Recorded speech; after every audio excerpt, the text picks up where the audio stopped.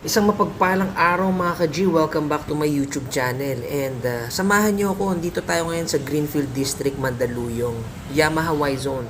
Tignan natin yung nakahubad na Yamaha Mio Gravis dito. Tara, samahan niyo ako. Walk around tour tayo today. Naku, pagka napasok kayo dito sa Yamaha Y-Zone, baka mapabili kayo kaagad ng motor. Sobrang ganda ng showroom nila dito, no? Yung tinatawag nilang flagship store. At ito na nga, model ng ano natin, Yamaha Mio Gravis. And ito na ang nakahubad or nakabaklas na Gravis natin, no? Napakaganda ng ano nito, ng muka. Tingnan niyo yung mga lines, oh. 'Di ba? Yung kulay, yung pintura. Regardless kung ano man maging choice mo, talagang maganda. 'Di ba? Bagay na bagay yung color combination na ginawa nila, lalo na sa glossy gray. Silipin naman natin yung gulong natin, no? IRC stock tires nito. Hard compound siya. So asahan nyo na pangmatagalan nyo na magagamit yung gulong nito. Hindi nga lang siya ganun kakapit kasi nga hard tire siya. So pangmatagalan yung gamit nito. Nagkataon lang din na malapad na rin yung gulong nito. 100 by 90, size 12. So, may kataasan. So, parang size 13 na rin yung nakakabit sa'yo. Tingnan naman natin yung kabilang side. Ayan.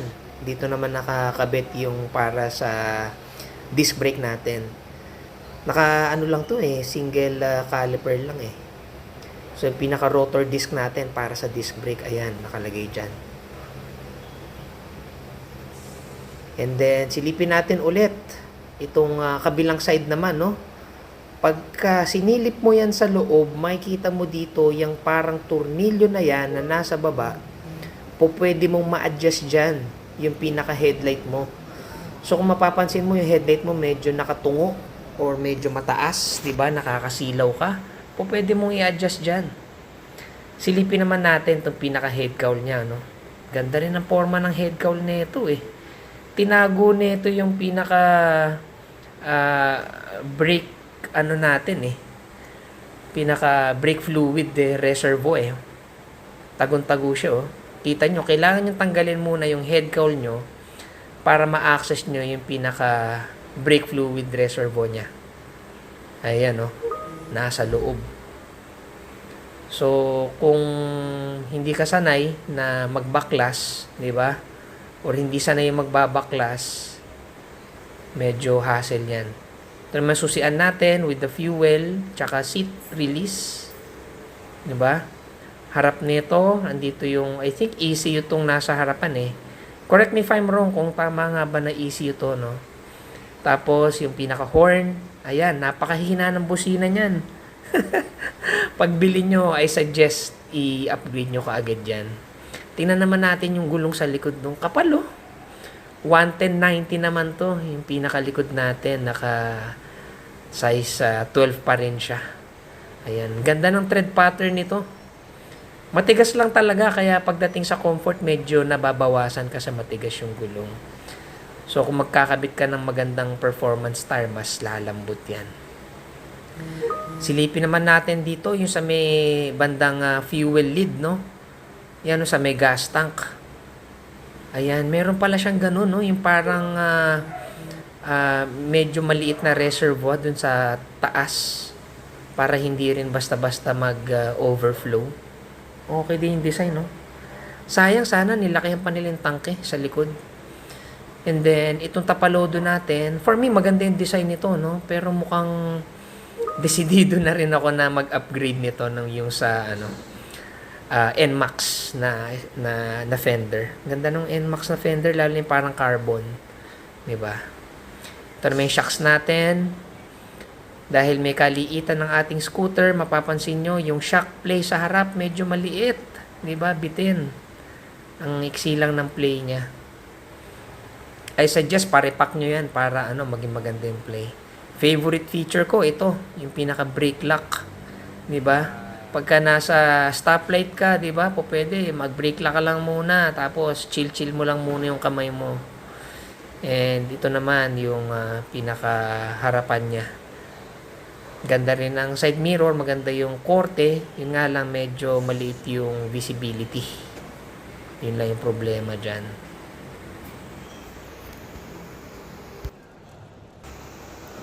Silipin naman natin itong pinaka brake caliper niya, no, tsaka tong forks. Ayan. So, single piston caliper lang siya. And then, ito naman yung pinaka makina niya. Ayan. Dami ng electricals na nakakabit, no? Mga pa-sensors, no? Ayan. Controversial. Air-cooled daw. Ayan. So, air-cooled lang siya. Silipin natin yung loob. Ayan. Tingnan naman natin yung shocks. Yung shocks nito, maganda pagka dalawa kayo nakasakay. Pagka mag-isa ka lang, medyo magaang ka. Yan, medyo stiff. Pero kung mabigat ka na rider, swak na swak sa ito. Kahit isa ka lang, mag-isa ka lang. Ito naman yung pinaka-battery compartment niya. Ang ganda ng battery compartment nito. Naka-position sa taas. Very easy access. At yan din yung controversial na Y-Connect. Kita nyo, pati dito naka-disconnect, di ba? So, disconnect nyo na rin yan para hindi kayo magka-problema sa battery. Sabi nila, na-resolve na daw yan pero not sure kung talaga nga ba namang na-resolve na. Mas maganda na lang yung tanggalin na lang kaysa gamitin. Parang di rin naman din kasi siya ganun ka useful for me, Ayan. And dito sa area na to, sana nilagyan lang nila ng air vent, no, para pasok sa makina yung yung hangin. Wala kasing air vent yan So nagbabalak pa man din ako mag-upgrade to 59mm block. And yung upuan niya, ito legendary, ang lapad. Ang laki din ng U-box storage mo, panalong panalo. Isang buong full face helmet, kasyang-kasya diyan. Ilaw niya sa likod, simple lang.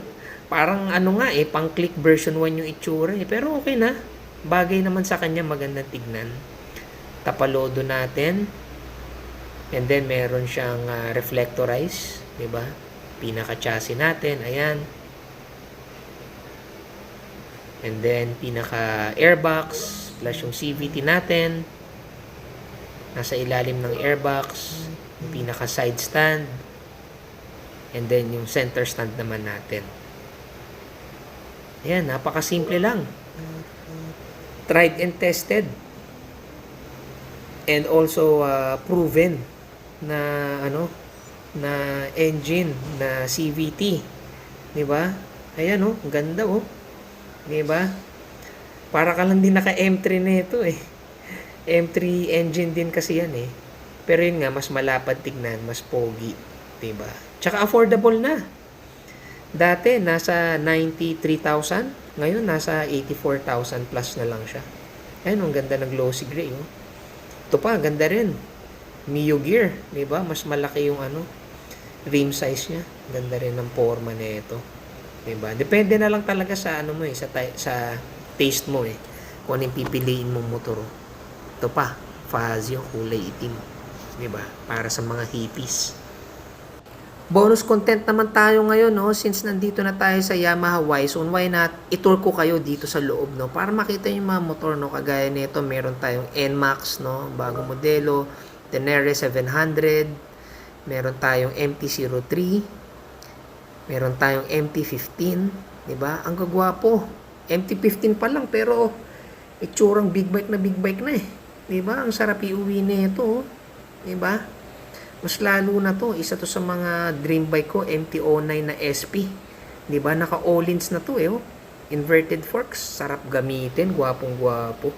Lapad ng upuan. Palagay ko matutuwa misis ko nito pagka binakride ko siya dito. OBR. Ito naman, mga pangkarera.